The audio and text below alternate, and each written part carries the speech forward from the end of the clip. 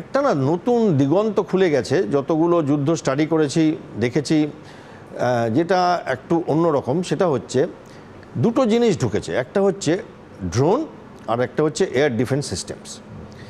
এইটা আমি পরপর কতগুলো যুদ্ধতে দেখছি যে একটা অদ্ভুত জায়গায় নিয়ে চলে যাচ্ছে ওয়ারফেয়ারটাকে, এবং টেকনোলজি আর প্ল্যানিং, বীরত্ব আর পয়সা কড়ি আর পলিটিক্যাল উইল আর ডিপ্লোমেসির একটা অদ্ভুত ককটেল দেখতে পাচ্ছি, যেটা আগে দেখা যেত না। আপনি যদি দেখেন যে এই যে আমরা আপনি একটা S-400 বললেন, আমি কিন্তু কালকে বলেছি ওই নামটা আমি নিচ্ছি না, আমি বলবো integrated counter US and air defence system. আমি ওটাতেই স্টিক করেছি, কারণ S-400 একটা পার্ট, আরও 10টা পার্ট আছে, জু আছে, L-70 আছে, রাডার্স আছে, আমাদের আকাশ আছে, অনেক ব্যাপার আছে, একটা বিস্তৃত ব্যাপার। বাট এই ব্যাপারটা এই যে আমরা এখন সবাই মিলে বলছি, বাট এর প্ল্যানিং কিন্তু এখন হয়নি।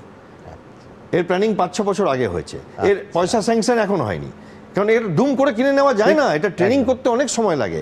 এবং এই যে আমরা কোনোটা ইসরায়েল থেকে এনেছি, কোনোটা রাশিয়া থেকে এনেছি, প্রিসিশন যে একটা ড্রোন আসছে তাকে আইডেন্টিফাই করে আকাশেই আমি এবং কোনোটা আমরা ইসরায়েল থেকে, কোনোটা রাশিয়া থেকে, কোনোটা নিজে বানিয়েছি, এবং তাদের একটা সমন্বয় ঘটাচ্ছি আমরা।